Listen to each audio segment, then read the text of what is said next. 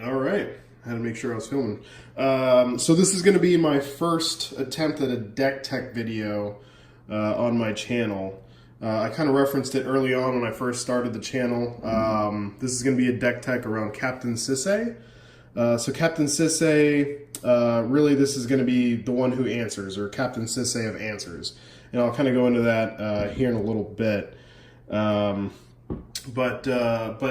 So as you see, I've got it all laid out here, so you can at least have a first glance at everything, kind of laid out as far as answers, ramp, some protection, some interaction, some late game, paradox engine for a combo if I can pull it off,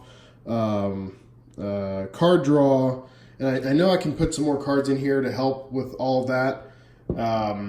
But I'm still trying to get a good feel of how to...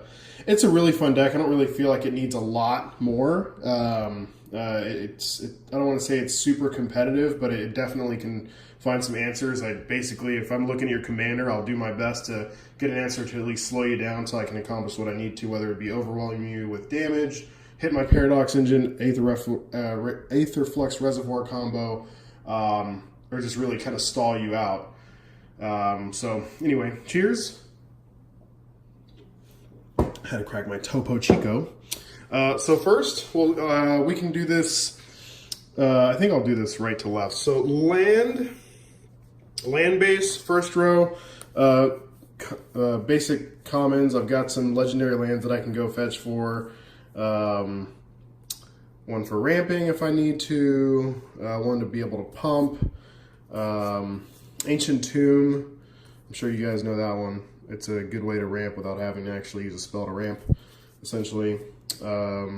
Reliquary Tower if I need it. Rogue's Passage to get a creature through, obviously. And this makes sense because you'll see some cards that as I keep going through, you'll understand why I have them in here. This one I'm not sure if I want to put in or take out just yet. But we'll see. And then I have a Thespian Sage to be able to copy some lands either out in the battlefield or my Ancient Tomb or something else.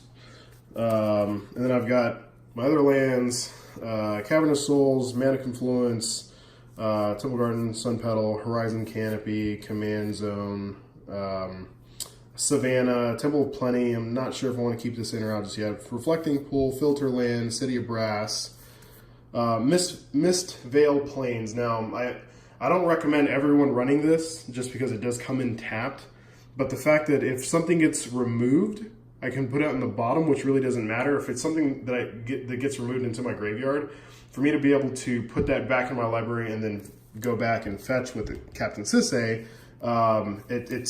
it's pretty good to have in there. And I don't know why I didn't add it sooner. So there's the lands. And then for protection of getting through, so I've got Mother of Runes, I've got the Lightning Greaves, Sword of War and Peace, that's red-white, Feast and Famine, black-green, Light and Shadow, black-white, and then my favorite, Sword of Fire and Ice. The reason that's my favorite is being able to target, deal damage obviously, and then draw the card. Being that I'm getting the colors that I'm in, I'm not going to get a lot of card draw. And then Akroma's Memorial, protection, and also the big thing that's helped is being able to have haste on all of my creatures. Not necessarily the big ones out here, but being able to cast Captain Sisay after it's been removed a couple times and then immediately use its ability. This has been more beneficial than I thought it would have been. It's a very good card to have in this deck. Some interaction, or kind of protecting myself, but I mean, maybe it's a little bit more political and just slowing other people down. Anyhow, so I've got Karmic Justice, which is an older card and a lot of people don't play, but it's really, if you're going to destroy one of my non-creature permanents, then I can destroy whatever I want of yours, and it's good planeswalker removal or anything newer. And then Vorinclex, you guys know this guy, being able to double my mana and slow you down on mana. And then if someone is trying to tutor, I can flash in Aven Mind Sensor at a good time. I've got Iona to shut decks down or slow them down. Linvala, same. Elish Norn, same. The Immortal Sun, same. If you're running a Planeswalker deck, I'm going to go fetch for this. Now keep in mind, all of these, for the most part, the biggest ones are legendary. And that's how I can go get it with Captain Sisay, and same with my lands out there. Edh Dech. People don't like playing this guy, but I mean, he doesn't stay out very often. So I mean, he's not going to last long. It's slowing someone down. And then for those reanimator type of cards, I have this. I can't fetch for this. But hopefully I can draw into it or hold in my hand for a timely response. Card draw, as of right now, other than the ones that you've seen, like Sword of Fire and Ice and some other cards you'll see here, mainly card draw. So I've got Harmonize, which is kind of hard not to put in the deck, Reiki, Skull Clamp, and Selvala, the original Selvala, I believe. Yes, it gives everyone card draw, but if I need cards, and if I'm hitting my Paradox Engine, that's not a big deal. So, moving on to the Paradox Engine combo. So, if I'm giving a lot of people counter spells, I don't really care, because unless it's a Stifle of some sort, I'll be gaining a lot of life, and I have plenty of legendary creatures to continue fetching for in here. Here I've got card recursion out of my graveyard. So I've got Genesis, which is a very underplayed, and I need to get more, because I have a feeling once people realize this card is out, they're going to start playing with it more. But Genesis, at the beginning of your upkeep, if it's in your graveyard, you may pay 3 and return a creature card from your graveyard to your hand. So unless your graveyard is getting exiled over and over and over again, which that's very possible, this is a big value card for card recursion. Of course, we have Sun Titan. We can't fetch for either one of these two or Karmic Guide, but they're great cards to have, in my opinion, mid to late game. Same with Eternal Witness and Safi.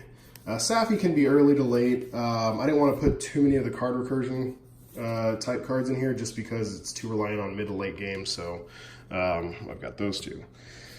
And I've got my tutors here. So being in green-white, if I'm not hitting my ramp cards, Cultivate, Kadama's Reach, things of that nature, I'm going to have this guy in here, or if someone's ramping just faster than I am, this is a great card to have. Not only that, because it helps me go get a land, it's any land. So you search your library for a land card and put it in your hand. So it doesn't have to be a basic, which is huge. Another tutor, Stoneforge Mystic. Great card. I'm sure you've seen the card a lot. You go and tutor for an equipment card. I've got plenty to choose from in this deck to go get an answer with. Eladamri's Call. Go get a creature card. Put it in your hand. Enlightened Tutor. Artifact on top of your library. Stone Hero Giant. Again, another great card that is underplayed in my opinion. If you're able to protect them, get them out. Activate its ability first turn. It can get crazy. It really can. Defense of the Heart. If someone's playing a token deck and I have this out, I can go get my, or they don't. I guess they don't necessarily have to be playing a token deck. Just as long as they have 3 or more creatures, as far as an opponent is concerned, I go get any 2 that I want and put them onto the battlefield. I know a lot of these cards don't make sense. Captain Sisay. I've got the Containment Priest, but again, a lot of these cards don't last, depending on who I'm playing against, so I'm not imagining that I'm going to be in a stall on my end.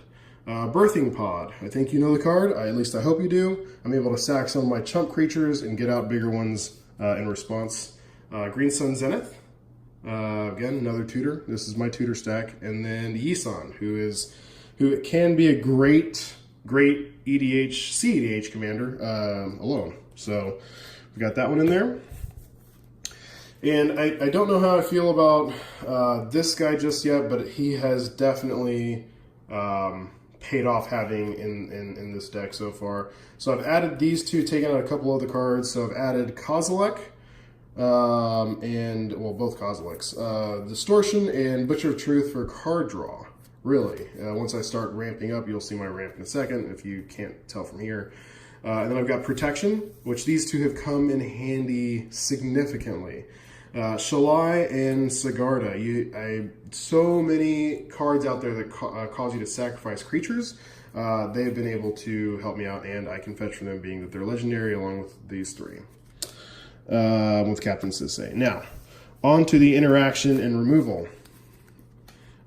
This card is very powerful in this deck. As you can tell, I've got a lot of legendary cards, permanents. So it exiles all non-land permanents that aren't legendary. That is huge in this deck. Croson Grip. Split second essentially cannot be stopped. Destroy target artifact or enchantment.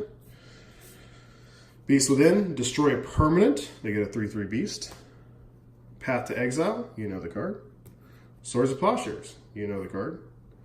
Afterlife, destroy a creature, can't be regenerated, they get a 1/1. I like this one, I mostly use it for the exile piece. I very rarely have to use it for a pump or a token. Condemn, Aura Shards, another card that I think is going to go up as Commander keeps getting bigger and bigger. So whenever a creature comes into play, I destroy target artifact or enchantment, or I may actually. So that's pretty powerful. Reclamation Sage, you know the card, comes into play. Destroy target artifact or enchantment. This is a great card that has come in handy as well. Enchant permanent, it's a colorless forest. So much for the Karn or Liliana or whatever you're playing. Removal from graveyards. Scavenging Ooze. Acidic Slime, you know the card. Karn Liberated. This is for colorless removal. If I'm in a bind, you know the card. It's fabulous. And then Umezawa's Jite. This card has gone down in price. I'm thinking of picking up a couple of extra copies because it's gone down. Whenever the equipped creature deals combat damage, period. So it doesn't have to live. The counters stay on the equipment, and you can use them at instant speed. So you can pump a creature, you can kill a creature, or you can gain life. And then we've got some ramp and some syncs with Paradox Engine if I can resolve one. So whenever another elf enters the battlefield, I put a +1/+1 counter on it, and then I add a green equal to its power. And then we've got Mana Crypt. So you know the card. Great ramp card. Mox Amber. It's a newer card. Dominaria. Love it. Mox Opal. And as you can tell, I run plenty of artifacts in here. Command Sphere. Chromatic Lantern. Soul Ring. Cultivate. Godam's Reach. Wood Elves. Farseek. And Avacyn's Pilgrim, one of my favorite cards. I don't know why. I think it's just the art. Love it.